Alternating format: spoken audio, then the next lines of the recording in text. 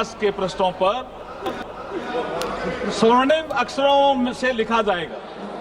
इसी गरिमा में सदन ने सितंबर 2023 में नारी शक्ति वंदन अधिनियम 2023 को पास कर हमारी मातृशक्ति के लिए लोकसभा और राज्य विधानसभाओं में 33% सीटों के आरक्षण की व्यवस्था की थी और आज उस ऐतिहासिक निर्णय को लागू करने का समय आ गया है। अध्यक्ष जी, अध्यक्ष महोदय, इतिहास में कुछ अवसर ऐसे आते हैं जो इतना प्रभाव छोड़ जाते हैं कि सदियों तक उनको याद किया जाता है और आज का दिन ऐसा ही पावन दिवस है। अध्यक्ष महोदय, अध्यक्ष जी, हमारे संविधान निर्माताओं ने संविधान के आर्टिकल 368/2 माननीय सदस्य प्लीज, माननीय सदस्य,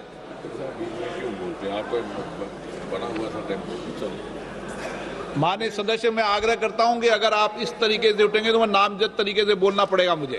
प्लीज बैठिए, प्लीज माननीय सदस्य बैठिए।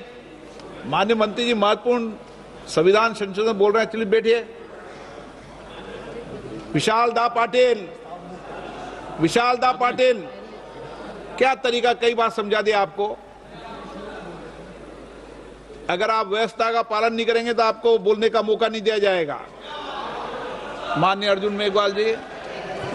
अध्यक्ष महोदय, जैसे आपने पहले कहा, मैंने शुरू कर दिया था, लेकिन जो आइटम आपने 10 नंबर रूल 66 में रिलैक्सेशन दिया, इसलिए मैं आपसे ये भी अनुरोध करता हूं कि जो अपना आइटम 11, 12 और 13 इन सब पे विचार करने के लिए एक साथ आप विचार करने की अनुमति हमें प्रदान करें। अध्यक्ष महोदय, मैं ये कह रहा था कि हमारे संविधान निर्माताओं ने संविधान के आर्टिकल 368/2 के माध्यम से संविधान को ये शक्ति प्रदान की है जिसके माध्यम से हम आवश्यकता अनुसार संशोधन कर लोक हित के निर्णय लागू कर सकते हैं। ये संसद को ही शक्ति दी है संविधान ने आर्टिकल 368 के तहत। इस पवित्र उद्देश्य से नारी शक्ति वंदन अधिनियम को लागू करने के लिए ये तीनों बिल आज इस महान सदन के समक्ष प्रस्तुत हुए हैं। महिलाओं को उचित प्रतिनिधित्व मिले, इसके लिए संविधान सभा में बहस हुई। श्रीमती हंसा मेहता, श्रीमती रेणुका रे, श्रीमती पूर्णिमा बनर्जी, श्रीमती अम्मू स्वामीनाथन जैसी महिला सदस्यों ने महिला प्रतिनिधित्व के मुद्दे पर संविधान सभा के समक्ष भी उठाया था। इसका मतलब मुद्दा 1949 से भी चल रहा है। अध्यक्ष महोदय, हमारे संविधान की प्रस्तावना में एक जस्टिस शब्द का उल्लेख हुआ है। जस्टिस की अपन बात को जोर देकर के भी संविधान सभा के निर्माताओं ने कहा है। जस्टिस भी 3 प्रकार का उन्होंने कहा है: सामाजिक, आर्थिक, राजनीतिक न्याय। सर्वप्रथम यदि हम सामाजिक न्याय की बात करें तो ऐसा नहीं है कि इस दिशा में कदम नहीं उठाए गए। जो भी सरकारें रही उस पर चिंतन हुआ, लेकिन आदरणीय नरेंद्र मोदी जी की सरकार आने के बाद मातृशक्ति के सामाजिक न्याय के लिए अनेक योजनाएं संचालित की गई। वह उनकी स्पीड और स्केल को बढ़ाया गया। मोदी जी जब महिलाओं के लिए शौचालय बनाते हैं तो महिलाओं के सम्मान में वृद्धि होती है, उससे इज्जत घर का नाम दिया जाता है। पीएम आवास के माध्यम से जब 69% मालिका हक मातृशक्ति को दिया जाता है तो वो सुरक्षित महसूस करती है। उज्ज्वला योजना के माध्यम से जब गैस चूल्हा मिलता है तो स्वास्थ्य में सुधार होता है। धुएं भरी रसोई से लेकर गरिमापूर्ण जीवन तक यही हमारा सामाजिक न्याय, जिसकी कल्पना कभी बाबा साहब B.R. अम्बेडकर साहब ने की थी कि हमें नागरिकों को, समस्त नागरिकों को सामाजिक न्याय, आर्थिक न्याय, राजनीतिक न्याय देना होगा। प्रधानमंत्री मातृवंदना योजना के माध्यम से जब गर्भवती महिलाओं को पोषण मिलता है तो आने वाला भविष्य भी संवरता है। मैटरनिटी अवकाश को 12 सप्ताह से बढ़ाकर 26 सप्ताह किया जाता है तो पारिवारिक दायित्वों की पूर्ति का समय मिलता है। शस्त्र सेनाओं में महिलाओं को जब स्थायी कमीशन प्रदान करने से राष्ट्र सेवा में डिफेंस फोर्सेज का अभिन्न हिस्सा बनती है तो महिलाएं सशक्त होने का एहसास महसूस करती है। इसी प्रकार हम आर्थिक न्याय की बात करें, मैंने अभी तक सामाजिक न्याय की बात करी, अब मैं आर्थिक न्याय की बात करता हूं। अगर आर्थिक न्याय की बात करें तो योजनाएं पहले भी बनी, लेकिन जब मोदी जी आते हैं 2014 में तो इन योजनाओं के क्रियान्वयन में और परिणाम में विजिबल चेंज नजर आता है। महिलाओं के लिए जनधन खाते, प्रधानमंत्री मुद्रा योजना, सुकन्या समृद्धि योजना, लखपति दीदी, मुद्रा योजना में तो 60% से ज्यादा महिलाएं आर्थिक रूप से सशक्त और समर्थ बन रही है।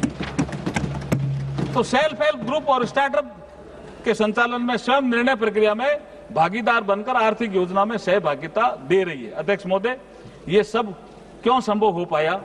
ये ऐसे ही नहीं हुआ।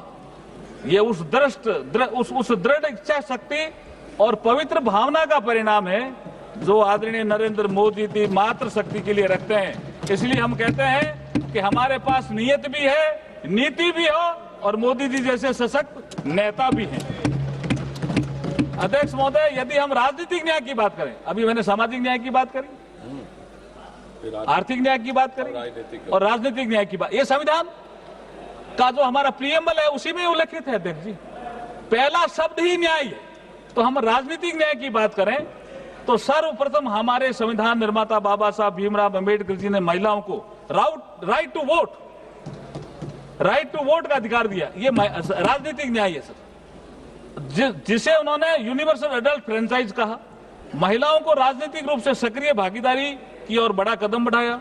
यूनिवर्सल अडल्ट फ्रेंचाइज को लेकर ऑल इंडिया वुमेन्स कॉन्फ्रेंस जो 1927 में, ये 100 साल का संघर्ष है सर, 1927 में पुणे में आयोजित हुई थी। 1931 तक सभी को वैक्स मताधिकार की मांग की गई थी, जिसे बाबा साहब भीमराव अंबेडकर जी द्वारा भारत के संविधान में साकार रूप दिया गया। राइट टू वोट महिलाओं को। बाबा साहब का कहना था, I quote, I measure the progress of a community by the degree of A progress which women have achieved. अर्थात मैं किसी समाज की प्रगति को महिलाओं की प्रगति से मापता हूं। माननीय अध्यक्ष जी, यहां एक विषय और उल्लेखनीय है कि जहां भारत में बाबा साहब ने आजादी के तुरंत बाद महिलाओं को समान मताधिकार उपलब्ध कराया, वहां दुनिया में, जो विकसित कही जाने वाली दुनिया में, लंबे समय तक महिलाओं को संघर्ष करना पड़ा। मैं इंग्लैंड का उदाहरण देता हूं, यूके का उदाहरण देता हूं अध्यक्ष जी, यूएस का। यूएस 1776 में आजाद हुआ, लेकिन महिलाओं को मताधिकार मिलने में कितने साल लगे? 144 वर्ष।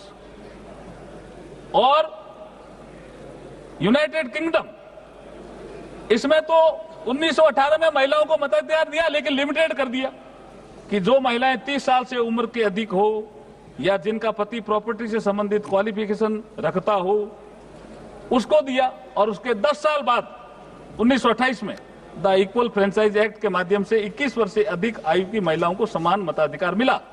राइट टू रिप्रेजेंटेशन बाबा साहब का मूल वाक्य हुआ करता था।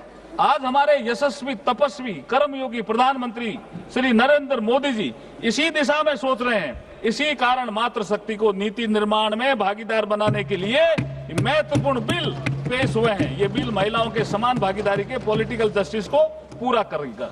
सर, आर्थिक न्याय, सामाजिक न्याय, राजनीतिक न्याय की बात प्रस्तावना में तो खूब कही गई है, लेकिन लोगों ने उसको लागू करने का प्रयास नहीं किया। अगर लागू करने का प्रयास किया तो आदरणीय नरेंद्र मोदी जी ने करने का प्रयास किया। अध्यक्ष महोदय, अब मैं आपकी अनुमति से बिल के प्रावधानों के विषय में सदन को थोड़ा अवगत कराना चाहता हूं। जब आजादी के 75 वर्ष के बाद अमृतकाल के युग में प्रधानमंत्री श्री नरेंद्र मोदी जी ने नए संसद भवन में पहले बिल के रूप में 18 से 21 सितंबर 2023 को विशेष सत्र के माध्यम से नारी शक्ति वंदन अधिनियम पारित करवाकर लोकसभा व विधानसभा में महिलाओं के 33% प्रतिनिधित्व को सुनिश्चित करके लोकतंत्र को पुष्पित व पल्लवित करने का अभिनव कार्य किया है। आज उसी श्रृंखला में हम ये अमेंडमेंट बिल लेकर के आए हैं। इसी संसद में 17वीं लोकसभा के दौरान 18 से 21 सितंबर 2023 को आयोजित विशेष सत्र में पारित की गई द कॉन्स्टिट्यूशन 106 अमेंडमेंट एक्ट, जिसको हम नारी शक्ति वंदन कहते हैं, और जिसको 28 सितंबर को राष्ट्रपति जी ने अनुमोदित किया। इसके माध्यम से संविधान के आर्टिकल 330 ए, 332 ए, 334 ए को इंसर्ट किया गया था तथा आर्टिकल 239 AA में अमेंडमेंट किया गया था, ताकि लोकसभा व राज्य विधानसभाओं तथा एनसीटी दिल्ली की असेंबली में भी लगभग 1/3 सीटें नारी शक्ति के लिए आरक्षित की जा सके। इस संबंध में सदन में चर्चा के दौरान विपक्ष में अन्य दलों के नेताओं ने अनुरोध किया था कि इस वुमेन रिजर्वेशन बिल का क्रियान्वयन जल्दी से जल्दी किया जाए।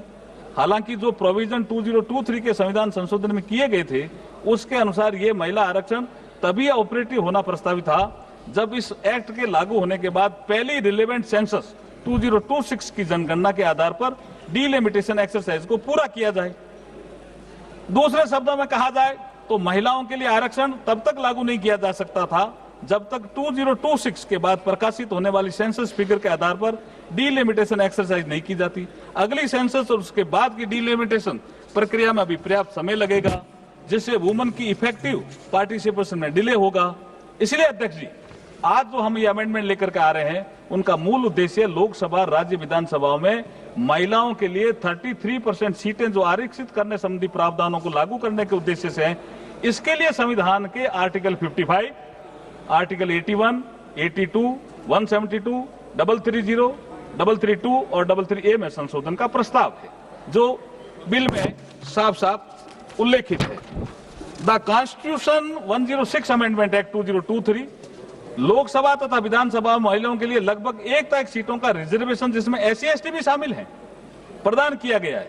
ये उल्लेखनीय है कि सरकार का उद्देश्य महिलाओं के लिए आरक्षित सीटों का वर्तमान में उपलब्ध सीटों के अतिरिक्त इन एडिशन टू और ओवर एंड अबव रखना है, न कि वर्तमान अलोकेशन ऑफ सीट को प्रभावित करना। यहाँ यह भी उल्लेखनीय है कि महिला सीटों हेतु किया जा रहा आरक्षण हॉरिजेंटल यानी कुल सीटों में से 33% होने के साथ साथ वर्टिकल भी है, अर्थात SC और ST के लिए रिजर्व सीटों में भी 33% सीटें महिलाओं की भागीदारी सुनिश्चित करेगा।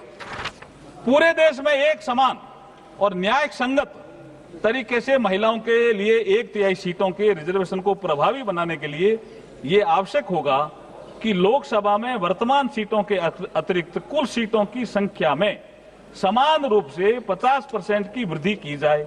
लोकसभा की वर्तमान सीटों में 50% की वृद्धि की जाती है तो सदन की नई स्ट्रेंथ 815 सदस्यों की होगी। इसमें से 272 सीटें महिलाओं के लिए आरक्षित होगी, जो कुल 815 सीटों का 1/3 है। तो ये सिंपल सा एक फॉर्मूला है और इसमें सबको कोई नुकसान नहीं हो रहा है, किसी भी पुरुष वर्ग को भी नुकसान नहीं हो रहा है और किसी राज्य को कोई नुकसान नहीं हो रहा। जो ताकत इस राज्य की है उतनी ही ताकत आने वाले समय में रहेगी। वर्ष 2011 की सेंसस के जनसंख्या के आंकड़ों के संबंध में यही उपलब्ध नवीनतम सेंसस फिगर है और वर्ष 25 में अधिसूचित वर्तमान जनगणना प्रक्रिया के परिणाम किसी भी स्थिति में 2027 के उत्तरार्ध या 28 के प्रारंभ से पहले उपलब्ध नहीं होंगे। 2011 की जनगणना का उपयोग रीएडजस्टमेंट या डिवीजन ऑफ टेरिटोरियल कॉन्स्टिट्यूएंसी तथा SC/ST के लिए सीटों के अलोकेशन के लिए किया जाएगा। ये हमने हमारा जो उद्देश्य है बिल का उसमें भी लिखा है। आज इस ऐतिहासिक अवसर पर मैं देश के पूर्व राष्ट्रपति मिसाइल मैन, करोड़ों युवाओं के प्रेरणा स्रोत भारत रत्न डॉक्टर अब्दुल कलाम साहब को भी याद करना चाहूंगा। जब 3 अक्टूबर 2005 को कलकत्ता, मद्रास और मुंबई विश्वविद्यालय के कंबाइंड